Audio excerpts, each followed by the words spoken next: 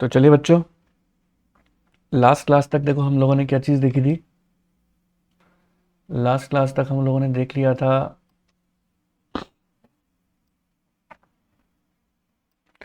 हमारा जो चैप्टर था वो कंप्लीट हो गया था अपना, प्लानिंग और ऑर्गेनाइजिंग, है ना। अब हमें क्या काम करना है, प्लानिंग ऑर्गेनाइजिंग के बाद अब स्टार्ट करने जाना है स्टाफिंग। ठीक है।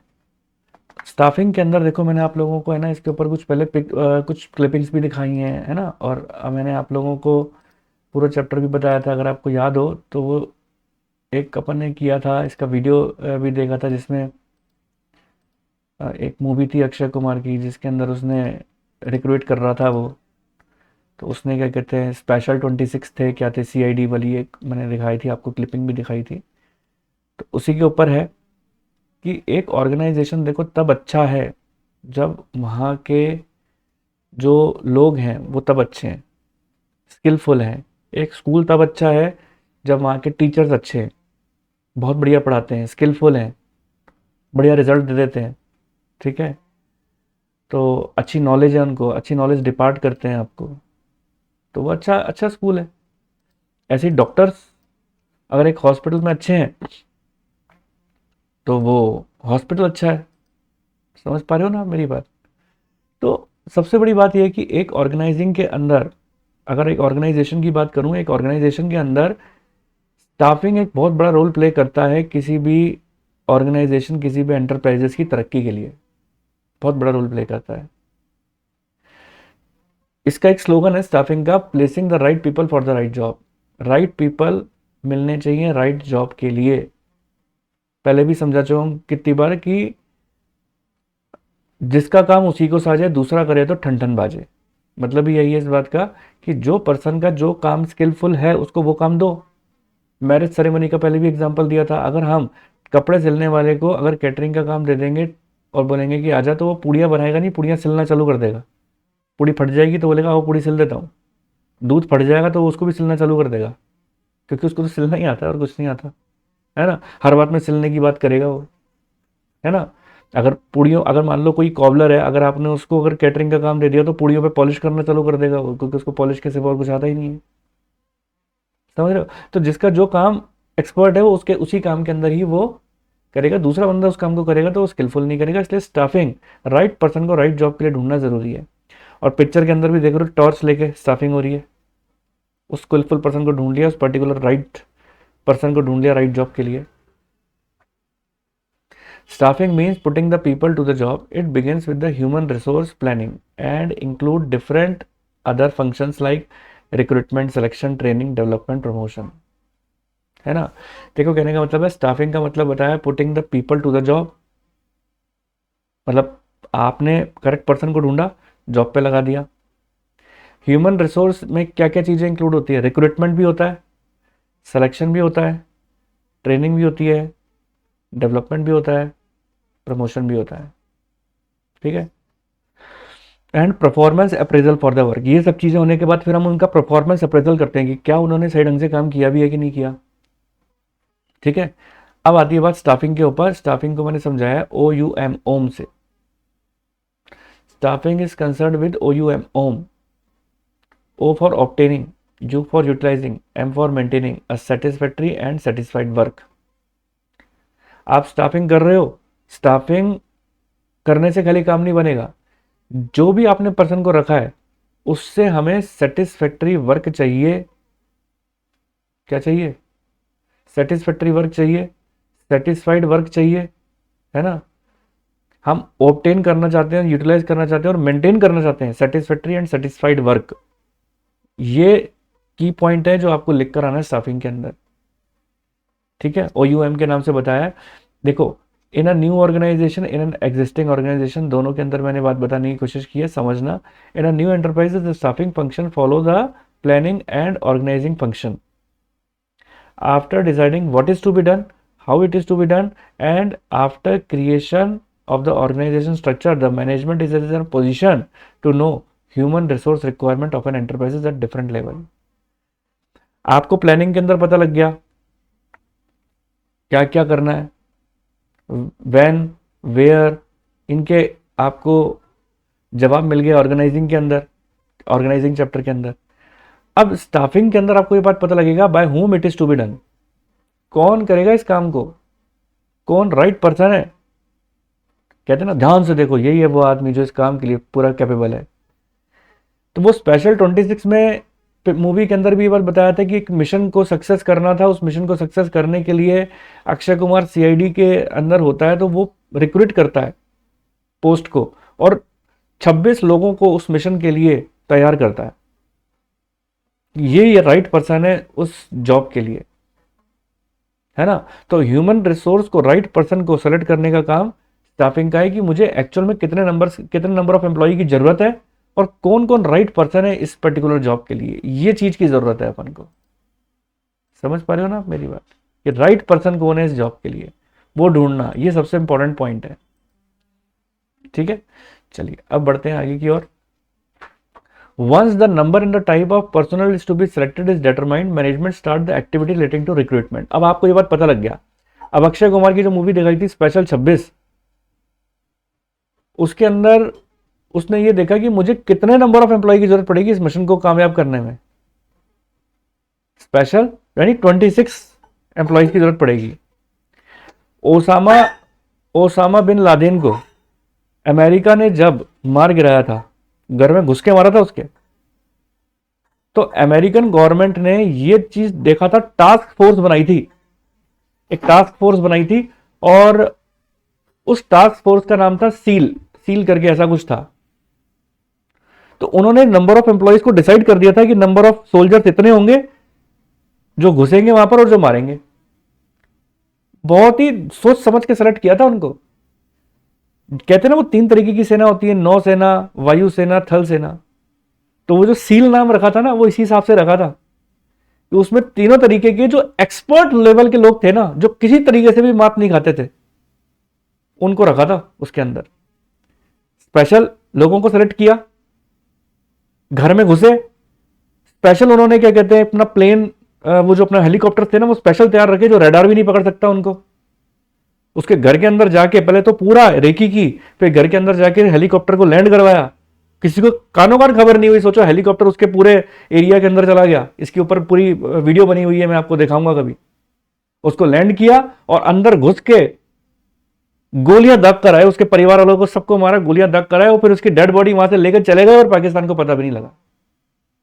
ये कितनी बड़ी बात है।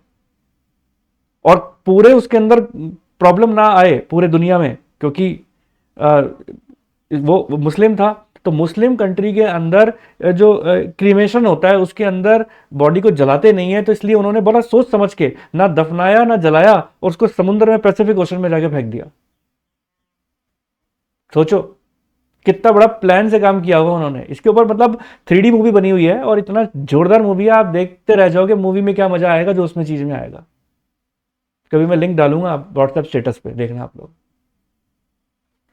तो वहां पर जब अमेरिकन गवर्नमेंट ने उसको चूज किया तो बड़ा सोच समझ के किया होगा ना कि यही वो पर्सन है जो इस हमारे मिशन को अंजाम दे सकते हैं। पता लगे कि गोली मारते वक्त सामने ओसामा बिन लादेन, घबरा गया, अरे मैं नहीं गोली मार सकता, ओसामा है ये तो फिर वहां पर क्या होगा, फेल हो गया मिशन। ऐसा नहीं होता। ये जितनी भी ऐसी गतिविधियां होती हैं उसमें बड़ा सोच समझ के सेलेक्ट किया जाता है, मतलब जो सोल्जर्स होते हैं उनको। तो और अब आती है बात ऐसी ऑर्गेनाइजेशन के अंदर भी है, आप किसी भी ऑर्गेनाइजेशन को ले लो। बिल्कुल बिल्कुल बिल्कुल, उरी द सर्जिकल स्ट्राइक भी वैसा है, लेकिन वो जो 3D मूवी में बता रहा हूं वो एक शॉर्ट मूवी है, जैसे काइंड ऑफ 30 मिनट्स की है, लेकिन उसके अंदर इतना प्यारा समझाया हुआ है कि आपको देख के ही मजा आ जाएगा। एनीवेज आगे बढ़ते हैं। The existing organisation in an existing enterprise staffing is continuous process because new job may be created and some the existing employees may leave the organisation. आपने देखा हो बहुत सारी बड़ी कंपनीज ऐसी होती हैं जहां पर कंटिन्यूस बेसिस के ऊपर एक चीज लिखी हुई होती है, वहां पर बोर्ड लगा हुआ होता है, we are hiring, we are hiring. Website के ऊपर भी कंटिन्यूसली देते रहते हैं वी आर हायरिंग। अब इतनी बड़ी ऑर्गेनाइजेशन है, सोचो मुकेश अंबानी की एग्जांपल की बात करते हैं, इतनी बड़ी ऑर्गेनाइजेशन है, पतंजलि हो गई, मुकेश अंबानी हो गए, टाटा ग्रुप हो गया, कितने ही इंप्लॉइज इनके जाते रहते होंगे और रोज के कितने इंप्लॉइज आते होंगे, है ना, छोड़कर भी चले जाते हैं, आते भी हैं। तो इनके लिए एक स्टाफिंग प्रोसेस जो होता है ना एग्जिस्टिंग ऑर्गेनाइजेशन के लिए, वो कंटिन्यूस प्रोसेस होता है। ऐसा नहीं है कि आज स्टाफिंग किया वो रुक के बैठ गए भैया जी अब बिजनेस करो। इतना बड़ा बिजनेस है, इतना बड़ा फैला हुआ कारोबार है, तो वहाँ पे कंटिन्यूसली एम्प्लॉयज जाते रहते हैं, कंटिन्यूसली आते रहते हैं। कितने एम्प्लॉयज जब छोड़कर जाएंगे तो नए को रिक्रूट करना पड़ेगा ना, तो इस प्रोसेस को आप कंटिन्यू कर दो। तो एग्जिस्टिंग बड़ी ऑर्गेनाइजेशन के अंदर ये चीज़ें कंटिन्यूसली रहती हैं, और जो नए न्यू ऑर्गेनाइजेशन है उसके अंदर आपको फर्स्ट टाइम सेलेक्ट करना ही पड़ेगा। अब सवाल ये उठता है कि स्टेप्स क्या होता है प्रोसेस ऑफ स्टाफिंग के अंदर। अब देखो ये स्टेप्स बड़े इंपॉर्टेंट है, याद रखना। जब स्टेप्स अपन पढ़ते हैं ना, तो ऐसा जैसे इसमें पहला है एस्टिमेटिंग द मैन पावर, फिर है रिक्रूटमेंट। अब आप ऐसा नहीं कर सकते कि पहले रिक्रूटमेंट लिख लो, फिर एस्टिमेटिंग लिख लो, फिर प्लेसमेंट लिख लो, फिर सिलेक्शन। आगे पीछे नहीं हो सकता, ये इसी ऑर्डर में ही चलते हैं। सबसे पहले आप एस्टिमेट करते हो कि हमें कितने लोगों की जरूरत है। ओसामा बिन लादेन को मार गिराने के लिए कितने सोल्जर्स की जरूरत है, सोच लिया। चलो, अब सोचने के बाद अब आप सोल्जर्स को की टीम को बुलाओ, उसमें से रिक्रूट करेंगे। जो जो इंटरेस्टेड हैं इस मिशन में आने के लिए वो अप्लाई कर सकते हैं। तो बहुत सारे सोल्जर्स ने अप्लाई किया। अब सारे सोल्जर्स ने अप्लाई किया, अब रिक्रूट तो कर लिया हमने, उनकी एप्लीकेशन तो रख ली। अब उनमें से सेलेक्ट करना है यार, किसको सेलेक्ट करें, कौन बेस्ट है। हमने सेलेक्ट कर लिया कि यार ये हमें बेस्ट लगते हैं। हमने नौसेना में भी किया, थल सेना में भी किया, वायुसेना में भी किया, एयरफोर्स में भी, सब में किया अपन ने, नेवी में, एयरफोर्स में, सब में किया। अब सेलेक्ट किया, सिलेक्शन करने के बाद अब हमने प्लेसमेंट और ओरिएंटेशन किया कि यार ठीक है, ट्रेनिंग दो उनको, प्लेसमेंट ओरिएंटेशन करो। सिलेक्शन के अंदर भी अब आप प्लेस कर सकते हो, जॉब देने के लिए उनको अब आप प्लेस करो, ओरिएंटेशन दो उनको, बताओ कि ऐसा ऐसा ये काम करना पड़ेगा, पूरी प्लानिंग समझाओ उनको। अब ट्रेनिंग देनी है, एक डमी फिगर सामने खड़ा करो, देखो चला सकता है गोली कि नहीं चला सकता, हाथ पैर तो नहीं कांप जाएंगे इसके। तो सब मम्मी मैं नहीं चला सकता गोली, ऐसा तो नहीं करेगा है, लौट के डर के तो नहीं आ जाएगा। हो सकता है सामने क्या सिचुएशन हो वहां पर, ऐसा तो नहीं सीने पे गोली खाने के लिए रेडी है कि नहीं है, जैसे बाहुबली ने कहा था है मैं मौत को गले लगाने जा रहा हूं, कौन जाएगा मेरे साथ, महेश मदी मैं जाऊंगा है। तो वो प्लेसमेंट ओरिएंटेशन के बाद ट्रेनिंग दी जाती है, देखा जाता है कि कौन वाकई खरा उतर सकता है। और एग्जांपल ले लो, जब प्लेन उड़ाने के लिए बोलते हैं ना, तो ऐसा नहीं है कि आप प्लेन उड़ाना सीख गए और बोला बैठ जा भैया पीछे पैसेंजर बैठे हैं, ये कोई वो नहीं है आपके क्या कहते हैं, कोई बस ड्राइवर नहीं है कि उठाया पीछे बैठा दिया भैया चला ले बस, ऐसा नहीं है। प्लेन जब उड़ाया जाता है तो वर्चुअल ट्रेनिंग होती है। पहले एक ऐसी जगह आपको बैठा के पूरा क्या कहते हैं ट्रेनिंग दी जाती है, जो आपको बिल्कुल बाकी प्लेन की फीलिंग आएगी। वहां पर थोड़ी भी गलती कर दी तो फिर आप एग्जाम में फेल हो जाते हो। फिर जब आपको पूरी प्रॉपर प्लेन उड़ाना आ जाता है तो फिर आपको एक जो प्रॉपर पायलट होता है उसके साथ आपको कुछ समय तक कंटिन्यूसली उसके हेल्पर के रूप में काम करना पड़ता है। फिर जाके बहुत रेयर इतनी ट्रेनिंग के बाद फिर आपको दिया जाता है कि कहते हैं प्लेन उड़ाने के लिए, वो भी पैसेंजर वाला नहीं दिया जाता। पैसेंजर वाले को देने के बाद आपको अच्छा खासा एक्सपीरियंस होना चाहिए प्लेन को उड़ाने का, समझ रहे हो बात मेरी। जैसे अगर मारुति की ड्राइविंग अगर किसी ने सीखी हो ड्राइविंग स्कूल से, मारुति का पर्टिकुलर ड्राइविंग स्कूल होता है, वहां पर आपको सिमुलेटर पे बैठाते हैं, वहां पर एक कैबिन टाइप होती है, वहां पे बिल्कुल यही फीलिंग आती है कि जैसे आप कार चला रहे हो, बिल्कुल स्टेयरिंग की वही फीलिंग। जब आप चलाओगे कार वीडियो गेम जैसा होता है, लेकिन वो जो अंदर वाइब्रेशंस होते हैं ना जब कार चलाते हैं, तो जिसको चलानी नहीं आती है कार जैसे, तो उसको आइडिया होगा कि जब अपन सड़क पे उतारते हैं तो वो स्टेयरिंग के अंदर एक अलग ही, चाहे पावर स्टेयरिंग है चाहे कैसा भी, एक अलग वाइब्रेशन रहती है। तो वो वाइब्रेशन सेम देते हैं आपको, सेम फीलिंग आती है। फिर जाकर आपके साथ एक पर्सन बैठता है, फिर आपको ट्रेनिंग पूरी प्रॉपर देता है वो। तो ट्रेनिंग एंड डेवलपमेंट जरूरी है। फिर आपने काम किया, अब आपका परफॉर्मेंस अप्रेजल होगा, आपको एक सफिशिएंट टाइम दिया जाएगा, आप इसमें अपना परफॉर्म करो। अगर आप परफॉर्म नहीं करते हो फिर आपका अप्रेजल हुआ जाएगा कि आपने अच्छा काम किया, बुरा किया तो निकलो जी, है ना। और अच्छा काम किया तो आपको प्रमोट किया जाएगा, अच्छा काम किया तो प्रमोशन ऑफ द एम्प्लॉय, और फिर आपको कंपेंसेशन दिया जाएगा, रिवार्ड दिया जाएगा। तो ये तो ओवरऑल मैंने आपको बात कई सारे एग्जांपल से समझाई और इन्हीं सब बातों को यहां पर नीचे लिखा हुआ है। Estimating the man power requirement, one picture says 1000 words. देख सकते हो हाथों में बता रहे भैया मुझे कितने एम्प्लॉय की जरूरत है, कितने चाहिए मेरी ऑर्गेनाइजेशन में, काम कितना कर लेंगे, ठीक है। तो वर्कलोड और वर्कफोर्स एनालिसिस, वर्कलोड कितना और वर्कफोर्स यानी है कितने और जरूरत कितनी है ना। अब देखो आप इसको पढ़ के देखते हैं, इसको पढ़ के देख लेते हैं, है ना। आज मोदी जी ने ट्रंप से मिलकर जो ओसामा बिन लादेन को क्या कहते हैं, जो जिस फाइटर जेट लेकर गए थे, जो हेलीकॉप्टर्स लेकर गए थे, जिसमें इस तरीके का पेंट हो रहा था कि उसको रडार भी नहीं पकड़ सकते, वो F-35 वो जो जेट हैं, लड़ाकू विमान, मोदी जी ने खरीद लिए, एग्रीमेंट कर लिया है अमेरिका से, और वो फाइटर जेट अब इंडिया में आएंगे। यानी अब इंडिया भी किसी भी इससे भी लड़ने के लिए, ऐसे आतंकवादियों को उठाकर पटकने के लिए रेडी है, घुसने के लिए किसी के भी देश में। समझ रहे हो कितनी अच्छी बात है, एक पावर बढ़ गई देश के पास। It means knowing how many person we need and also of what type of person required in the organisation for starting and expansion of the business. समझ गए? Understanding the man power requirement with require to analysis. अब आपको समझ में आ रही होगी बात। दो एनालिसिस चाहिए। Workload, it would enable the assessment of a number of and type of human resource required to perform of various jobs and accomplishment of the organization objective। है ना? क्लियर? तो इसमें क्या चीज बोली गई? It would enable the assessment of the number and type of human resource required, कितने हमें रिक्वायरमेंट, जरूरत कितनी है। It estimate the number and type of employees available, work force में ये देखा जाता है कितने अवेलेबल हैं, और वर्क लोड में देखा जाता है कि कितने की जरूरत है। ठीक है? अगर हम अंडर स्टाफ्ड हैं तो और कर लो, अगर आप ओवर स्टाफ्ड है तो निकाल दो, और ऑप्टिमली स्टाफ है तो बल्ले बल्ले। है ना? यही चीज है। अब देखो पिक्चर मैंने एक से एक लगाई है, एक से एक पिक्चर लगाई है। क्यों? इसमें देखो साफ बता रखा है रिक्रूटमेंट एंड सिलेक्शन। अब आप उसी चीज को देख लो, रिक्रूटमेंट और सिलेक्शन एक साथ पॉइंट है। अब सोल्जर्स को रिक्रूट करने के लिए क्या काम करना पड़ेगा? एप्लीकेशन हम एक इश्तिहार निकाल देंगे, जो जो सोल्जर्स चाहते हैं इस मिशन में आना वो अप्लाई कर सकते हैं। तो जब वो लोग अप्लाई करेंगे तो उसको हम क्या बोलते हैं? Recruitment procedure. देखो ऑर्गेनाइजेशन में भी ऐसा ही होता है। किसी को भी जॉब को, आप कोई पर्टिकुलर जॉब देनी है तो आप अखबार में इश्तिहार दे दो कि भाई जो जो लोग चाहते हैं कि अप्लाई करना, तो वो लोग अप्लाई करते हैं। वेबसाइट पे दे दो, प्लेसमेंट एजेंसीज को दे दो। फिर उसके बाद अब हम सेलेक्ट करेंगे कि हमारी इस जॉब के लिए राइट पर्सन कौन सा है। इंटरव्यू लो, सेलेक्ट करो उनको कि कौन सा राइट पर्सन है। It is the process of searching the prospective employee and trying to motivate them to apply for the job in the organization.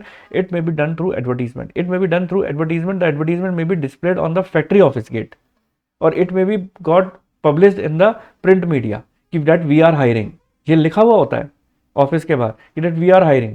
तो ऐसे केस के अंदर क्या होता है कि पता लग जाता है ना कि भाई हाँ कंपनी ये हायर करने जा रही है। ठीक है? तो रिक्रूटमेंट, अब ये तो हो गया आपका प्रोसीजर कैसा, एडवर्टीजमेंट देने का। फिर रिक्रूटमेंट कैसे करते हैं? रिक्रूटमेंट में भी defined as the process of searching a prospective employee, encouraging them to apply. अब रिक्रूटमेंट का मतलब है आप उनको एनकरेज करते हो कि जो जो लोग इंटरेस्टेड हैं वो आए और हमारे पास आके अप्लाई करें। जब तक वो अप्लाई नहीं करेंगे आप सेलेक्ट कैसे करोगे? फिर उन्होंने अप्लाई कर दिया, अब मान लो अगर आपको चाहिए सोल्जर्स की जरूरत, इंजीनियर्स अप्लाई करेंगे, ठीक है, चार्टर्ड अकाउंटेंट अप्लाई करेंगे, तो आप उनके सर से नकार दोगे। तो आपने सॉर्ट कर दिया, सॉर्टिंग के बाद अब आपने इंजीनियर्स को सेलेक्ट, उसको सोल्जर्स को सेलेक्ट किया। अब सोल्जर्स को सेलेक्ट करने के बाद आप देखोगे इन सोल्जर्स में भी बिल्कुल जाबाज सोल्जर कौन से हैं, उनके इंटरव्यू लो, हर तरीके से उनको देखो कि उनको गोली चलाने की क्षमता उनमें कितनी है। तो सिलेक्शन के जो प्रोसीजर होता है उस सिलेक्शन के प्रोसीजर को सेलेक्ट करना है अपन को। एम्प्लॉय को सामने बैठे हैं, देखा हो तो सामने इतने सारे जज बैठे हैं पिक्चर के अंदर और इसके इंटरव्यू लिया जा रहा है। अब वो मान लो अगर इसको बोलते हैं you are the capable for that particular job and you are selected, तो वो उसको क्या बोल रही है? Thank you. क्या बोल रही है? Thank you. It is done through the process of involving, इसमें स्क्रीनिंग, टेस्टिंग, इंटरव्यू सब आएगा इसमें सिलेक्शन के अंदर, जो अभी आप आगे जाके पढ़ोगे। प्लेसमेंट और ओरिएंटेशन के अंदर पूरे ऑफिस को दिखाया जाता है कि भाई देखो आपका वर्क ये है, ये डिपार्टमेंट ये है, सबसे मेलजोल करवाया जाता है। और फिर उसके बाद आपकी ट्रेनिंग पर आप चले जाते हो, ट्रेनिंग एंड डेवलपमेंट दी जाती है कि किस तरीके से काम करना है, कैसे नहीं करना, हमारे मिशन में क्या रहेगा क्या नहीं रहेगा। ठीक है? और फिर अगर आप अच्छा काम करते हो तो आपको प्रमोशन दिया जाता है और प्रमोशन के बाद आपको रिवॉर्ड मिलता है ना? तो ये सारा प्रोसीजर था इसके अंदर, नो हनी विदाउट मनी। ठीक है ना? अगर आपको अच्छा काम करवाना है तो आपको पैसे भी देने पड़ेंगे, बिना पैसे दिए कोई काम थोड़ा करता है, कोई ना कोई लालच तो देना पड़ता है ना भाई देखो अगर आप अच्छा काम करोगे तो हम आपको ये रिवॉर्ड दे देंगे। तो रिवॉर्ड कैसा भी हो सकता है, मंथली हो सकता है, डेली हो सकता है, ठीक है, कोई काइंड में हो सकता है, रिवॉर्ड कैसा भी हो सकता है। तो यही सारी बातें मैंने इसके अंदर पूरी लिखवाई थी। तो उम्मीद है बात क्लियर हो गई होगी। अब ट्रेनिंग एंड डेवलपमेंट की बात आप लोगों को क्लियर हो चुकी है कि ये प्रोसीजर होता है। ठीक है? क्या चीज़ देखी अपन ने? देखो आप इसके ना इंटरनली चीज़ों को पढ़ोगे, उसमें यही सब चीज़ें लिखी हुई हैं। सिलेक्शन के अंदर it involve the process of choosing the best person, है ना। प्लेसमेंट के अंदर placement means assigning specific job candidate for which it has been selected, जो सेलेक्ट किया है उसको आप स्पेसिफिक जॉब दे दो। और ओरिएंटेशन के अंदर क्या होगा, इंट्रोड्यूस करवाओगे आप अदर एम्प्लॉयज़ को, देखो ये हमारे यहाँ मैनेजर हैं, ये ब्रांच मैनेजर हैं हमारे यहाँ, ये अकाउंटेंट है हमारे यहाँ, तो आप अगले को ओरिएंटेशन तो दो ना। ओरिएंटेशन तो देखो स्कूल में जब आप जाते हो तो पहले दिन तो आप लोगों को भी टीचर के साथ ओरिएंटेशन होता है, चलो सब बच्चे खड़े हो के अपने अपने नाम बताओ, बोलते हैं कि नहीं। तो हर बच्चा अपने अपने नाम बताता है, मैडम मेरा नाम ये है, मैं ऐसे इस स्कूल से आया हूँ, है ना, होता है ना। तो दैट इज़ द ओरिएंटेशन है। अब ट्रेनिंग एंड डेवलपमेंट के अंदर तो आपको ट्रेनिंग मिलेगी कैसे काम करना है। अब आप सोल्जर्स के थ्रू अगर इस एग्जाम्पल को देखोगे ना तो आपको ज़्यादा समझ में आएगा। जैसे मैंने बताया कोई मिशन है, तो मिशन के ऊपर आप सोचोगे कैसे ट्रेनिंग मिलती होगी उनको, हर तरीके से, कि देखो दुश्मन ऐसा भी कर सकता है तो आपको ऐसे में ऐसा रिएक्शन देना है, दुश्मन ऐसा भी कर सकता है, उसको हर तरीके से सोच के आपको उसको रिप्लाई मारना होता है। हम अपने तरीके से पूरी तैयारी करके जाते हैं। अब मैं भी तो देखो आपको ट्रेनिंग एंड डेवलपमेंट ही तो कर रहा हूँ आपका। कैसे कर रहा हूँ कि देखो बेटा अगर ऐसा क्वेश्चन आ जाए तो ऐसे कर देना, उल्टे से क्वेश्चन पूछे जा सकते हैं, सीधे सीधे क्वेश्चन नहीं पूछे जाएंगे। ऐसा लिखा हुआ नहीं आएगा कि ट्रेनिंग डेवलपमेंट समझाओ, ऐसा लिखा हुआ आएगा dash is concern with upgradation of knowledge and skill of the employee. अब डैश में आपको भरना पड़ेगा, है ना। तो ये सब चीज़ें होती हैं। तो आपको जैसे कि मैं हर तरीके से तैयार करके भेजता हूँ, वैसे वहाँ पर होता है। और मजे की बात तो ये है कि मैंने आपको डेवलपमेंट के बारे में समझाया भी था, अर्बन क्लैब का एग्जाम्पल दिया था, एग्जाम्पल मैंने वो सारी चीज़ें दी हैं। और बाकी तो पिक्चर से आपको सारी बातें याद आ ही रही होंगी कि अपन ने क्या क्या बातें पढ़ी थी, तो आपको एक बार रीड आउट लगाना बनता है। Steps in the process of recruitment, MRPT PC, है ना, MRPT PC। तो M से, अब देखो सीक्रेट कोड इसका बताया, M से man power requirement, estimating the man power requirement था ना। R for selection and training. अब सेलेक्ट देखो recruitment and selection, recruitment and selection जो है ना उसमें भी दो बातें आती हैं। आप रिक्रूटमेंट करते हो या सेलेक्ट करते हो एम्प्लॉय को, वो दो तरीके से हो सकते हैं, एक तो इंटरनली और एक एक्सटर्नली, ठीक है। फिर placement and orientation, training and development और कंपेंसेशन, है ना।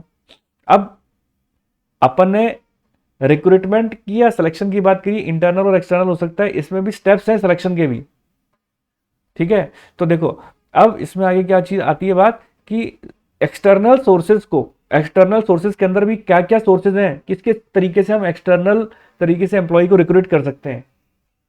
तो वो है, उसका भी मैंने बताया, अकबर ने दीवार में चुनवाई लेडी अनारकली, याद होगा आपको, मैंने ये सीक्रेट कोड बताया था, है ना। तो अकबर के से एड्स इन न्यूज़पेपर, है ना, हिंदी के ने से कुछ नहीं है, दीवार की डी है वेब, ये अपना डायरेक्ट रिक्रूटमेंट, ठीक है। ई से है एम्प्लॉयमेंट, एम्प्लॉयमेंट एक्सचेंज होती है, डब्ल्यू से वेब पब्लिशिंग, वो सब बातें याद आई होंगी आपको, अभी आएंगे सारे पॉइंट आएंगे आगे। अब इंटरनल और एक्सटर्नल सोर्स क्या होता है, मैं देखो आपको ओवर रिव्यू दे देता हूं, क्योंकि अब मैंने आपको पहले बताया था हमारा क्या चल रहा है, वन शॉट, सारे चैप्टर रिवाइज करने, तो हम डिटेल्ड में अंदर नहीं पढ़ सकते, ओवर रिव्यू आपको सारी बात बता दूंगा कि क्या क्या चीजें चल रही हैं इसमें, ताकि सारी बातें याद आ जाएं जो पड़ी हुई थी, है ना। अब इंटरनल सोर्स के अंदर ट्रांसफर दे दिया, मैं कैशियर का काम कर रहा हूं तो मुझे कैशियर से ऊपर वाली पोस्ट दे दी, मैनेजर बना दिया, तो कैशियर की पोस्ट खाली, कैशियर से नीचे वाली जो पोस्ट थी कोऑर्डिनेटर वाली, उसको कैशियर बना दिया, तो दैट इज द ट्रांसफर। अब ट्रांसफर के अंदर आपको एक ब्रांच से दूसरी ब्रांच में भी ट्रांसफर कर सकते हैं, मुंबई से जयपुर, जयपुर से मुंबई ट्रांसफर किया जा सकता है, it is also kind of transfer, है ना। कहते हैं भैया पंगे मत लेना तुम्हारा तबादला हो जाएगा, तबादला का मतलब यही है ना। सर आज की क्लास इमोशनल लग रही है, अरे भाई इमोशनल मत हो, दुनिया का दस्तूर है ये, ठीक है ना, चेंजेस तो लाइफ में आते ही हैं, एक धीरज सर जाएंगे, सो आएंगे, कोई टेंशन नहीं है ना। चलिए आगे बढ़ते हैं। तो देखो अब आती है बात, देखो यहाँ पर ट्रांसफर एंड प्रमोशन। अब प्रमोशन की अगर देखो मैं बात करूं, देखो ट्रांसफर मैंने बताया सेम पोस्ट से एक जगह से दूसरी जगह आप चले गए, दैट इज द ट्रांसफर। मैंने पहले गलत एग्जांपल दे दिया कि कैशियर से मैनेजर बना दिया है, तो कैशियर से मैनेजर बना दिया, दैट इज द प्रमोशन। लेकिन आप यहां पर कैशियर काम कर रहे हो जयपुर में, और जयपुर से अगर आपको ट्रांसफर कर दिया जाता है मुंबई में, तो वो क्या चीज हो जाती है, जयपुर से मुंबई में ट्रांसफर कर दिया गया, तो वो क्या कहलाएगी आपकी, वो ट्रांसफर कहलाएगा, क्योंकि आपकी पोस्ट सेम है, याद रखना। सेम पोस्ट पे जब अपन करते हैं तो वो क्या कहलाता है, ट्रांसफर। लेकिन अगर आपकी पोस्ट बढ़ा दी जाती है तो वो कहलाती है प्रमोशन। ठीक है, यहां तक बात सबको क्लियर है? तो that is the internal source. अब बात करते हैं अपन एक्सटर्नल सोर्स की। ठीक है, एक्सटर्नल सोर्स के अंदर आप किस किस तरीके से ले सकते हो? देखो, दोनों तरीके के सोर्स में कुछ बेनिफिट्स हैं, कुछ ड्रॉबैक्स हैं। एक्सटर्नल सोर्स की बात करूं तो एडवर्टीजमेंट हो गया, ठीक है ना, एडवर्टीजमेंट हो गया। फिर आती है देखो बात यहाँ, जैसे कि मैं आप लोगों को बता रहा था एक्सटर्नल सोर्स, तो अब एक्सटर्नल सोर्स के अंदर एडवर्टीजमेंट के थ्रू हो गया। एजुकेशनल इंस्टीट्यूशन, अब आपने देखा होगा कि कई बार ऐसे एजुकेशनल इंस्टीट्यूशन होते हैं जो एमबीए करवाते हैं, है ना। तो एमबीए के अंदर आज जब आपका लास्ट ईयर होता है तो वहाँ पर क्या होता है, कैंपस इंटरव्यू होते हैं। कैंपस इंटरव्यू का मतलब यही है कि जिस इंस्टीट्यूशन से आप अपनी पढ़ाई कर रहे हो, पढ़ाई पूरी कर रहे हो, वहीं पे कंपनी आती है, आपके नंबर्स देखकर आपसे इंटरव्यू लेती है, और आपसे इंटरव्यू लेकर अगर आप इंटरव्यू में क्लियर होते हो तो आपको वहीं पे आपको हायर कर देती है। अब उस इंस्टीट्यूशन से डायरेक्ट अब आप लोग कहाँ जाया करोगे, अपनी जॉब पे। ऐसा होता है। प्लेसमेंट एजेंसीज एंड आउटसोर्सिंग, बहुत सारी बनी हुई है ऐसी आउटसोर्सिंग एजेंसीज जो आपको, अब तो ऑनलाइन है बहुत सारी, Naukri.com, जो क्या काम करती है, आपको प्लेस करवाती हैं जॉब पे। एम्प्लॉयमेंट एक्सचेंज गवर्नमेंट के होते हैं, labour contractor, walk in interviews, employees referral, job fairs, कई सारी चीज़ें होती हैं जो एक्सटर्नल तरीके से आपको एम्प्लॉय को रिक्रूट करवाती हैं। तो इंटरनल सोर्स के अंदर जैसा कि आपने देख चुके हो पहले कि भाई यहाँ पर मैंने आपको बताया कि ट्रांसफ़र किसे कहते हैं, कि from one department to another department, लेकिन आपकी जो जॉब प्रोफाइल है वो सेम रहती है। प्रमोशन के अंदर आपको लोअर लेवल से हायर लेवल पर पहुंचा दिया जाता है, कैशियर से सीधा मैनेजर बना दिया, तो दैट इज़ द प्रमोशन।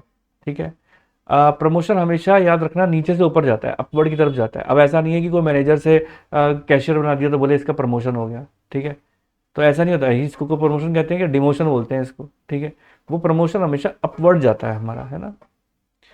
फिर उसके बाद इसके मेरिट्स बताया। देखो, हर चीज के, हर सोर्स ऑफ रिक्रूटमेंट के कुछ मेरिट होते हैं, कुछ डीमेरिट होते हैं। Promoted employees are motivated to improve their performance. अब देखो, अगर आपका कोई भी एम्प्लॉयज है, अगर आपने एक एम्प्लॉय को प्रमोट करके कैशियर से मैनेजर बना दिया, तो दूसरे एम्प्लॉयज क्या चीज़ सोचते हैं कि यार नेक्स्ट टाइम हमारा चांस भी लग सकता है अगर हम अच्छा काम करें तो कोई ना कोई मोटिवेट हो जाते हैं वो लोग। Internal source of recruitment also simplify the process of selection and placement. अब एक बात बताओ, वो तो पहले से ही पूरे आपकी जो कैशियर काम कर रहा था वो तो आपकी ऑर्गेनाइजेशन से पहले से ही पूरा अवगत है, अवगत मतलब फैमिलियर है। अब उसको फिर से आपको ट्रेनिंग देने की जरूरत नहीं है, या प्लेसमेंट ओरिएंटेशन देने की जरूरत नहीं है कि देखो ये हमारे एम्प्लॉई ऐसे हैं, ये हैं, ये उसको पहले ही से पूरे पता है भाई। सिर्फ कैशियर से मैनेजर ही तो बना है, आपके ऑफिस को तो पहले ही जानता है। तो आपका कहीं ना कहीं आपका खर्चा बच जाता है, लिखा है ना, टाइम का वेस्टेज नहीं होता, और कहीं ना कहीं खर्चा भी बच जाता है आपका। अगर आप बाहर से रिक्रूट करते हो तो ऐसे केस के अंदर प्लेसमेंट एजेंसीज को भी पैसे देने पड़ते हैं, एडवर्टीजमेंट के देने पड़ते हैं, और इंटरव्यू के ऊपर पैसा खर्च होता है, बहुत सारी चीज़ों पे पैसा खर्च होता है। तो वो सब चीज़ें बच जाती हैं अगर आप इंटरनल सोर्स से लेते हो। ठीक है, लेकिन इसमें एक बहुत बड़ा ड्रॉबैक ये होता है कि नया नया फ्रेश टैलेंट नहीं आ पाता। जो ऑलरेडी लोग हैं ना, उन्हीं को ही आप रिक्रूट करके आगे लेकर आ पा रहे हो। जो नए लोग नई नॉलेज के साथ आते हैं, आपको पता ही नहीं रहता, आप पुराने धड़ल्ले से ही काम कर रहे हो। सरकारी दफ्तर होते हैं ना, पुराने धड़ल्ले से काम कर रहे हैं, उनको पता ही नहीं है नया चीज़ क्या है, नया टैलेंट क्या है। तो नए लोगों को लेने से क्या होता है, ये ऐसा हो जाता है। अच्छा, एम्प्लॉयज क्या हो जाते हैं, बिकम लेथार्जिक हो जाते हैं। अब लेथार्जिक कैसे हो जाएंगे, आलसी हो जाएंगे। उनको लगेगा कि यार एक पर्टिकुलर टाइम पीरियड बाद तो प्रमोट होते ही हैं, काम करो या मत करो, एक पर्टिकुलर टाइम पीरियड बाद तो हमारा प्रमोशन होना ही है। तो वो क्या हो जाएंगे, लेथार्जिक हो जाएंगे, आलसी हो जाएंगे, बोलेंगे ठीक है यार। तो ऐसा नहीं होना चाहिए। तो ये इसके ड्रॉबैक नजर आते हैं। New enterprises can not use internal sources of recruitment. अगर नई ऑर्गेनाइजेशन है तो वो तो पहली बार ही एम्प्लॉयज़ को रिक्रूट कर रही है, तो अगर वो सोचे कि मैं इंटरनल सोर्स ऑफ रिक्रूटमेंट को ले लूंगी तो वो कहाँ से ले सकती है, वो ले ही नहीं सकती, उसके पास तो पहले से एम्प्लॉयज़ ही नहीं है ना। एक कंपटीशन की भावना होती है, स्पिरिट ऑफ कंपटीशन, वो हैम्पर्ड हो जाती है। क्यों? क्योंकि आप में कोई कंपटीशन ही नहीं है। आपको पता है अगर आज मैं पियोन के रूप में लगाऊं तो मैं करते करते एक बार अच्छी खासी पोस्ट पे पहुंच जाऊंगा, कैशियर तक तो पहुंच ही जाऊंगा अपनी ज़िंदगी में, क्योंकि एक पर्टिकुलर टाइम पीरियड बाद मुझे प्रमोट करते चले जाएंगे। तो कंपटीशन नहीं है। अगर यही बात तो पता लग जाए कि यार प्राइवेट, जैसे प्राइवेट जॉब्स के अंदर होता है क्या, कि आपको पता है कि नहीं नहीं यार, मैंने अगर अच्छा काम नहीं किया ना, प्रमोशन तो दूर की बात है, मुझे निकाल और देंगे। तो फिर आप में क्या होगा, एक कंपटीशन की भावना आ जाएगी, नहीं मुझे अच्छे से अच्छा करके दिखाना है ताकि मैं प्रमोट हो सकूं, है ना। तो वो चीज़ होती है। Frequent transfer of the employees में ऑफन रिड्यूस द प्रोडक्टिविटी। अब आप क्या काम करते हो, डायरेक्ट ट्रांसफर करते चले जाते हो फ्रीक्वेंटली। यदि बैंक की जॉब्स के अंदर यूजुअली ऐसा होता है, बहुत ज़्यादा फ्रीक्वेंटली ट्रांसफर होता है सिक्योरिटी पॉइंट ऑफ व्यू से। तो क्या होता है कि वो लोग है ना, उनकी प्रोडक्टिविटी कम हो जाती है। अभी एक पर्टिकुलर जॉब में तो सेट होते नहीं है, ट्रांसफर कर दिया जाता है, ठीक है ना।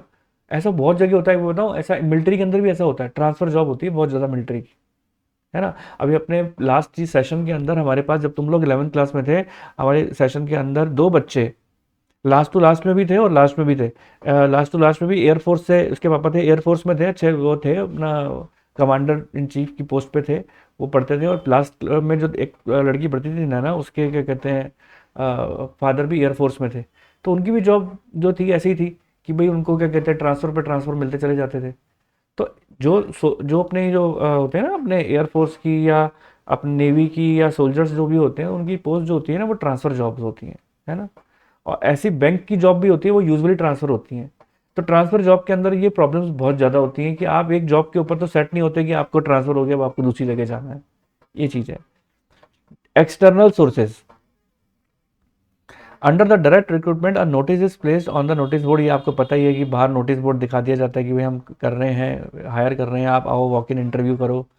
कैजुअल कॉलर्स होते हैं कि भाई आपको जैसे जैसे यूजुअली कैजुअल कॉलर्स ऐसे होते हैं जैसे हॉस्पिटल्स में और यूजुअली एजुकेशन इंस्टीट्यूशन में बुला लिया जाता है। जैसे मुझे भी कई बार बुला लेते हैं, ठीक है, मेरे पास कई बार मेल आता है कि भाई आपको एक गेस्ट लेक्चर्स के लिए आना है, सीए इंस्टीट्यूट के अंदर आके आपको एक गेस्ट लेक्चर देना है। उसमें मुझे अमाउंट मिलता है और हम वहाँ पर चले जाते हैं। जैसे मान के चलो कोई बड़े, जैसे मैं वैसे नहीं करता, मैं कहीं पे भी मेरा खुद का ही है सब कुछ, लेकिन जैसे मान लो कई बार कई सारे कॉलेजेस होते हैं या कई इंस्टीट्यूशंस होते हैं, वहाँ पर से कई बार कॉल आती है कि भाई हमारे यहाँ पर इतने दिनों के लिए हमारे यहाँ का जो टीचर है वो नहीं है, क्या आपसे रिक्वेस्ट करते हैं क्या आप उसके ऊपर थोड़े समय के लिए प्लेस हो सकते हैं। अब मेरी मर्जी होती है, अगर मैं उसको एक्सेप्ट कर लेता हूँ तो मुझे उसका अमाउंट अच्छा खासा एक अच्छा रेमुनरेशन मिल जाता है। तो मैं, जब तक वो नए पर्सन को रिक्रूट नहीं करते, तो मैं कैजुअली ऑन कॉल बच्चों के उसके लिए चला जाता हूँ। मैं समझ पा रहे हो आप मेरी बात, कि कहने का मतलब ये है कि ऐसे डॉक्टर्स को भी बुलाया जाता है। वैसे डॉक्टर्स हॉस्पिटल्स के अंदर वर्क नहीं करते, अगर पर्टिकुलर ऑपरेशन के लिए हॉस्पिटल डॉक्टर को ऑन कॉल बुला लेते हैं कि अगर ये हॉस्पिटल ऑपरेशन करना है, जो हमारे यहाँ डॉक्टर नहीं है, अगर हम आपसे अपॉइंटमेंट लेते हैं तो अगर आप आ सकते हैं तो आप आ जाए। वहाँ डॉक्टर अगर एक्सेप्ट कर लेता है तो वहाँ पर कैजुअली उसको कॉल करके बुला लिया जाता है। समझ गए आप मेरी बात। एडवर्टीजमेंट न्यूज़पेपर में देकर भी किया जा सकता है। एक्सटर्नल रिक्वायरमेंट एम्प्लॉयमेंट एक्सचेंजेस होती हैं, वहाँ से किया जा सकता है, ठीक है। प्लेसमेंट एजेंसीज हो गए, कैंपस इंटरव्यूज़ हो गए, रिकमेंडेशन, कोई रिकमेंड कर देता है एम्प्लॉय को कि भाई ये मेरे चाचा का, बुआ का, मामा का लड़का है तो उसको प्लीज़ रख लो, ठीक है। तो वहाँ पर भी रख लिया जाता है। लेबर कॉन्ट्रैक्टर्स लेते हैं, स्किल्ड अनस्किल्ड लेबर।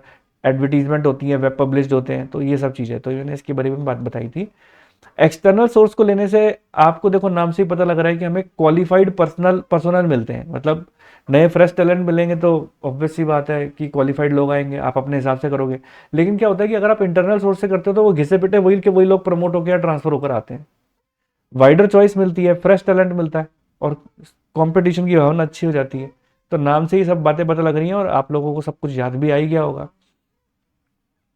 डीमेरिट क्या है, external recruitment may lead to dissatisfaction and frustration among employee. ऐसा होता है ना, नया एम्प्लॉय आया तो जो पुराने एम्प्लॉय होते हैं ना वो दादागिरी मचाते हैं अपने, ठीक है। अभी तो तुम लोग बच्चे हो, पता नहीं है, जब तुम नई जॉब पर जाओगे तो जब नए नए एम्प्लॉय के आते ही जो पुराने एम्प्लॉय होंगे ना, वो सोचेंगे अपने आप को खतरा महसूस करते हैं, उनको डिमोरलाइज करने की कोशिश करते हैं। तेरे को कुछ नहीं आता, तुम्हारी हिम्मत कैसे हुई बेवजह। अरे भाई तू तू तू क्या वैल्यू रखता है यहाँ पर, ठीक है। जब मैं शुरू शुरू में, जब हम लोग भी ऐसा था ना कि हम लोग जब जाते थे, तो मैं जब सीए की ट्रेनिंग के अंदर था तो हम लोगों को भेज दिया जाता था वहाँ पर। हमारी पोस्ट काफ़ी बड़ी होती थी, नीचे जो क्या कहते हैं, हम ऑडिट करने के लिए हमें भेजते थे। जब मैं सीए फाइनल के अंदर था तो हम तो just like a chartered accountant पे ही वर्क कर रहे थे। उसके बाद तो मैं पूरा एकेडमिक में चला गया। तो जब सीए की ट्रेनिंग ले रहा था तो हम जस्ट लाइक एक सीए ही थे। और उस समय वहाँ के जितने भी एम्प्लॉयज़ थे उनकी गलतियाँ निकाल के हमें बतानी होती थी। लेकिन सारे जितने भी मैनेजरियल पोस्ट है हमको काफ़ी ज़्यादा रिस्पेक्ट देते थे कि भाई एक सीए साहब आए हैं, और सीट देते थे अपनी पूरी, कि पूरे अकाउंट जो भी हम उनके मंगाना चाहे कि भाई आप अपना ये पर्टिकुलर ये बुक्स ऑफ अकाउंट्स ले आओ, वो ले आओ, वो ला के सब देते थे और बहुत अच्छे तरीके से चेक करते थे, बहुत रिस्पेक्ट भी मिलती थी। कुछ एम्प्लॉय ऐसे तो थे जिनको अंदर से बहुत रीझ आती थी, वो कॉपरेट नहीं करते थे हमें, क्योंकि उनको लगता था यार ये आए हैं कहीं हमारी खाल खींचने तो नहीं आए। तो ऐसा होता है कि ये तो चलो ठीक है, हम एज ए चार्टर्ड अकाउंटेंट काम किया हुआ है ऐसा, लेकिन नए एम्प्लॉय के साथ तो बहुत ज़्यादा होता है, उनको ऐसा लगता है कि ये हमारा पत्ता साफ कर देगा, हाँ हमको जॉब से निकलना पड़ जाएगा अगर ये अच्छा काम करेगा तो वो अपनी दादागिरी दिखाने के लिए फ्रस्ट्रेशन दिखाते हैं। एक लेंदी प्रोसीजर है, कॉस्टली प्रोसेस है। लेंदी प्रोसीजर इसलिए क्योंकि आपको फिर वही बात है नहीं है, आपको इंटरव्यू लो, ट्रेनिंग प्रोसीजर दो, ट्रेनिंग डेवलपमेंट, ओरिएंटेशन, प्लेसमेंट, ये सारे प्रोसीजर सारे फॉलो करने पड़ते हैं, और इन सब में खर्चा भी होता है ना। तो बस यहाँ पर देखो, प्रोसेस ऑफ सिलेक्शन मैंने बताया था। अब सिलेक्शन करने के दौरान क्या क्या प्रोसीजर को फॉलो करना पड़ता है, उसके लिए मैंने ये एक अपना सीक्रेट कोड भी बताया था, सुरों के ताज, रॉक स्टार, एम जैक्सन, ठीक है। तो सुरों के ऐसे स्क्रीनिंग एंड टेक्सटिंग है ना, टेस्ट एंड इंटरव्यू, रॉक के आर से reference check, selection and decision, एम के मेडिकल एग्जामिनेशन, तो ये सब चीज़ें थी। तो preliminary screening helps the manager in eliminating unqualified. First screening किया आपने, अगर आपने इंजीनियरिंग की पोस्ट करनी है तो उसमें अगर मान लो चार्टर्ड अकाउंटेंट अगर आ रहे हैं जॉब प्रोफाइल पर, तो आप उनको सिरे से हटा दोगे ना। तो प्रिलिमिनरी स्क्रीनिंग के अंदर आपने उनको आउट कर दिया। Selection test and interview, selection test करो। अब सिलेक्शन टेस्ट भी कई तरीके के होते हैं, इंटेलिजेंस टेस्ट, एप्टीट्यूड टेस्ट, है ना, personality test, trade test, interest test, है ना। अब इसका मैंने शॉर्ट फॉर्म बताया था पिटाई, है ना, पिटाई बताया था, पिटाई। अब पिटाई से क्या क्या चीज़ें थी, पी से पर्सनैलिटी टेस्ट, आई से इंटेलिजेंस टेस्ट, टी से ट्रेड टेस्ट, ए से एप्टीट्यूड टेस्ट, आई से इंटरेस्ट टेस्ट, है ना। इंटरव्यू, फिर ये सब चीज़ें होने के बाद सारे टेस्ट पास कर लिए, फिर इंटरव्यू होता था, है ना। फेस टू फेस इंटरव्यू, पहले तो वो है ना टेलीफोनिक इंटरव्यू होगा, फिर फेस टू फेस इंटरव्यू होगा, फिर देखा जाएगा कि हाँ वाकई आप कैपेबल हो। इंटरव्यू भी क्लियर कर दिया, फिर आपका बैकग्राउंड चेक किया जाता है, रेफरेंस बैकग्राउंड, है ना, कि भाई आप अपना कोई रेफरेंस दो। अब आपकी जॉब लगेगी, आप रेफरेंस दो। धीरज सर से पूछ लो हम कैसे पढ़ते थे, है ना। अब मेरे पास कॉल आएगा, अच्छा इस सन में आपके पास 2024 के अंदर कोई पढ़ता था कि आपके पास, जैसे आप मान लो कोई बड़ी पोस्ट पे पहुंच गए, आर्यन सिंह नाम का कोई था क्या, कैसा था, हाँ जी था, कैसा पढ़ता था, बहुत बढ़िया पढ़ता था। अब मेरा रेफरेंस चेक अच्छा लड़का था, करेक्टर वाइज बहुत बढ़िया था, ठीक है। मैंने सारा उसके लिए क्या दे दिया, ओके रिपोर्ट दे दिया। अब ओके रिपोर्ट दे दिया तो फिर क्या होगा, फिर बोला चलो जी आपका रेफरेंस बैकग्राउंड भी चेक हो गया। तो आपको किसी ना किसी का रेफरेंस बैकग्राउंड देना पड़ता है, आप इनसे मेरे बारे में पूछ लो। तो ये चीज़ें होती हैं, है ना। लिखा है ना, reference can be previous employer हो सकता है, कोई पर्सन, टीचर, प्रोफेसर, कोई भी हो सकते हैं, उनका रेफरेंस देना पड़ता है आपको, है ना। फिर इसके बाद सिलेक्शन डिसीजन आपको सेलेक्ट किया जाता है। फाइनल डिसीजन होता है कैंडिडेट को सेलेक्ट करना इंटरव्यू के बाद। फिर आपका मेडिकल एग्जामिनेशन होता है। बात पता लगे कि आप सोल्जर को जैसे सेलेक्ट किया, यूजुअली मेडिकल एग्जामिनेशन बहुत ज़्यादा मिलिट्री के अंदर होता है। सोल्जर को सेलेक्ट किया, पता लगे जब गोली मारने की बारी आई, भाई साहब अस्थमा अटैक चढ़ गया, ओसामा बिन लादेन सामने, भैया पफ ले रहे हैं, और फिर अब गोली मारो, अब रुक जा भाई तेरे को गोली मारूंगा बाद में, पफ लेने से पहले। ऐसे नहीं होता यार, है। बंदे को क्या मेडिकल एग्जामिनेशन चेक करो कि क्या वो इस कैपेबल है कि साथ का बंदा अगर उसका गोली खा के, ठीक है, मर जाता है, तो क्या उसको कंधे पे लाद के वो 10 किलोमीटर चल सकता है क्या, इतनी कैपेसिटी है क्या उसके अंदर। 4 गोली खाने के बाद भी उठ के वो दूसरे को गोली मार सकता है क्या, इतनी कैपेबिलिटी है क्या उसके अंदर, है। पता लगा अरे भैया पेट में दर्द हो रहा है तो आज नहीं जा सकता मैं, बाबा जैसे तुम लोग करते हो, मम्मी यार स्कूल नहीं जा रहा, पेट में दर्द हो रहा है, ऐसे नहीं होता। वहां पर पेट में दर्द वेट कुछ नहीं होता, आपको उठ के सारे काम करने पड़ते हैं। ये मेडिकल एग्जामिनेशन चेक होता है। आए दिन अगर छुट्टी मारते रहोगे तो हो गया, फिर तो ऑर्गेनाइजेशन में भी ऐसा होता है। आए दिन अगर आप मेडिकल फिट नहीं हो, जब आप अपनी सेवा नहीं कर सकते तो देश की सेवा क्या करोगे, है, ऑर्गेनाइजेशन की सेवा क्या करोगे। तो इसलिए मेडिकल फिटनेस बहुत जरूरी है, ठीक है। फिर उसके बाद अगर आप मेडिकल फिटनेस भी कर देते हो तो आपको जॉब ऑफर कर दिया जाता है, आपको अपॉइंटमेंट लेटर दे दिया जाता है, ठीक है। अपॉइंटमेंट लेटर दे देते हैं आपको, आप सेलेक्ट हो जाते हो। ट्रेनिंग एंड डेवलपमेंट में आप लोगों को पहले बता ही चुका हूँ। ट्रेनिंग का मतलब क्या होता है, किसी भी काम को करने के लिए एक प्रॉपर ट्रेनिंग देना, ठीक है। और डेवलपमेंट का मतलब क्या होता है, मैंने अर्बन क्लैब का एग्जाम्पल दिया था आपको, है ना। क्या एग्जाम्पल दिया था अर्बन क्लैब का, ये बोला था कि अर्बन क्लैब वाले क्या काम करते हैं, कटिंग करने आएंगे घर पे, cutting cutting cutting cutting cutting cutting cutting, समझ रहे हो। ये वो वाली कटिंग नहीं बोल रहा हूँ मैं आपको, जो मुंबई के अंदर चाय को कटिंग बोलते हैं, वो वाली कटिंग नहीं, है ना। मुंबई के अंदर चाय पीने जाओ ना तो बोलते हैं क्या, कितनी कितनी कटिंग दूँ। मैंने मूवीज़ में देखा है, कटिंग कटिंग दे दो मुझे कटिंग। कटिंग का मतलब हमारे यहाँ तो कटिंग का मतलब बाल की कटिंग होती है, ठीक है। तो अगर मतलब अर्बन क्लैब वाले आते हैं, तो अर्बन क्लैब वाले आए तो उनको आपने क्या कहते हैं ना, बोला कटिंग करने आएंगे। अब कटिंग करने आएंगे तो पूरा ग्लव्स व्लव्स पहन कर आएंगे, ठीक है। प्रॉपर तरीके से सैनिटाइज करेंगे हर चीज़ को, और खुद भी ड्रेस पहन कर आएंगे, ठीक है, और पूरा कपड़े वपड़े पूरा अच्छे तरीके से करके, और फिर आपको बोला मतलब एक भी बाल छोड़ कर नहीं जाएंगे, ठीक है, घर पे, और प्रॉपर तरीके से हर इंस्ट्रूमेंट को यूज़ करके सैनिटाइज करके साफ सफाई करके फिर से चलेंगे, और जाते वक्त थैंक यू और बोल के जाएंगे हैं। तो ये उनको एक सिखाया जाता है कि आपको कैसे प्रॉपर काम करना है। और वैसे अगर आपने किसी थड़ी के नाई को बुला लिया तो भाई साहब मुंह में गुटखा डाल के आएगा है, हाँ भाई साहब बताओ, और सारी गंदगी मचा के चला जाएगा, साफ करके और नहीं जाएगा है। तो ये चीज़ होती है वहाँ, जैसे मैंने आपको बताया था पहले भी एक एग्जांपल दिया था, एसी ठीक करने वाले या किसी को भी घर में आप बिजली ठीक करने वाले को बुलाते हो, एक अर्बन क्लास से बुलाते हो तो सिस्टमेटिकली आएगा, बैग वैग लेकर आएगा, अच्छी ड्रेस पहन कर आएगा है। नहीं तो बगल के बंदे को बुला लिया तो भाई साहब बनियान में उठ के आ गया, चप्पल पहन के आ रहे भाई साहब बताओ कौन सा स्विच ठीक करना है भाई साहब है। तो फिर वहां पर क्या होगा, दिक्कत ही है। हालांकि आपको कोई फर्क नहीं पड़ेगा, लेकिन एक देखने से अच्छा लगता है ना कि यार देखो कितने तरीके से आ रहा है बंदा है। एसी एसी अर्बन क्रैक से बुलाते हो, जट मार के जाता है, बढ़िया तरीके से साफ करके जाता है, और लोकल वाला एसी कैसे ठीक करके जाता है लिफाफा चाहिए बिल्कुल। तो हमको खुद को सेटिस्फेक्शन नहीं मिलता, बात भी ढंग से नहीं करके जाता, और वो बिल्कुल नीचे अगर पानी गिर भी गया तो साफ करके जाएंगे पूरा। तो दैट इज द डेवलपमेंट, है ना। ट्रेनिंग के साथ साथ पूरी डेवलपमेंट देना कि कैसे आपको बात करनी है। बेनिफिट ऑर्गेनाइजेशन को क्या बेनिफिट्स हैं वो मैंने लिखवाए थे। डेवलपमेंट ने मारा स्लैब, systematic learning, higher profit, development of future manager, reduce absenteeism, dynamic. अगर आप ट्रेनिंग प्रॉपर देते हो, डेवलपमेंट पूरा करते हो, तो आपको अगर इज्जत मिलेगी, जिस भी एम्प्लॉय को इज्जत मिलेगी, तो वो ऑब्वियस ही बात है उस ऑफिस को छोड़कर नहीं जाएगा, उस ऑर्गेनाइजेशन को छोड़कर नहीं जाएगा। अगर ऑर्गेनाइजेशन को अच्छा प्रॉफिट होगा तो वो एम्प्लॉय को भी बढ़िया प्रॉफिट देंगे, है ना। तो ये एक बेनिफिट होता है, एम्प्लॉय को भी बेनिफिट होता है, ऑर्गेनाइजेशन को भी बेनिफिट होता है ना। ट्रेनिंग के दो तरीके के मेथड बताए थे, on the job training, of the job training. On the job training होती है कि जॉब पर रहते हुए आपको ट्रेनिंग मिले, ठीक है।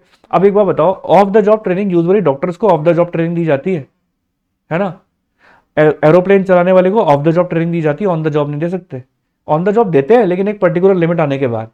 वो कैसे ट्रेनिंग देते हैं, हवाई जहाज जब लेके जाएगा तो साथ में पायलट के साथ बैठा रहेगा, है ना। On the job training doctor को दी जाएगी, कब दी जाएगी, जब वो पूरा ट्रेंड हो चुका होगा, तो बोलेंगे जब ऑपरेशन करेंगे ना साथ में मेरे खड़े रहना, देखते रहना कि कैसे करता हूं, है ना। तो वो होती है on the job training. Of the job training पहले होती है। ऑफ द जॉब ट्रेनिंग कब होती है, जब आप परफेक्ट नहीं होते हो तो आपको पहले ऑफ द जॉब ट्रेनिंग दी जाती है। पहले आपको क्या कहते हैं, सिखाया जाएगा, एरोप्लेन चलाना है तो सिमुलेटर में सिखाया जाएगा कि कैसे चलाते हैं एरोप्लेन, तो that is the of the job. Job पे नहीं सिखाया जाएगा आपको, ठीक है। कि जॉब पे सिखाया जाएगा, पता लगे कि एरोप्लेन लेके भाई उड़ गया, पीछे सारे पैसेंजर बैठे, मर गए भाई, और मेरे को चलाना नहीं आ रहा, अरे अरे गिर रहा हूँ, अरे इधर इधर उधर हो रहा हूँ। तो बोलेगा भाई मैंने किताब में पढ़ा नहीं था। अच्छा मान लो ऑपरेशन करने गया कोई डॉक्टर, तो बोले भाई यार कैंची कैंची तो अंदर ही छूट गई, अच्छा वापस पेट काटू क्या वापस कैंची निकालने के लिए, अच्छा वो यार भाई कैसे करते हैं, किताब पढ़ के आता हूँ मैं पहले। तो ऐसे डॉक्टर करेगा तो भैया मरीज तो गया, है ना। हाँ, तो कहने का मतलब क्या कि पहले ढंग से उसको ट्रेनिंग दी जाती है ऑफ द जॉब, फिर उसके बाद जब वो पूरा ट्रेंड हो जाता है ना, फिर उसके बाद उसको ऑन द जॉब ट्रेनिंग दी जाती है। तो on the job of the job training का मीनिंग आप समझ ही चुके हो। फिर ट्रेनिंग और डेवलपमेंट में मैंने आपको वैसे ही अर्बन क्लैब का एग्जांपल देके समझा दिया था बात क्या होती है। अब उसके बाद स्टाफिंग का इंपॉर्टेंस बताइए कि अगर प्रॉपर तरीके से स्टाफिंग होगी तो कहीं ना कहीं आपको आपके पर्सन कंपिटेंट होंगे। Just a second,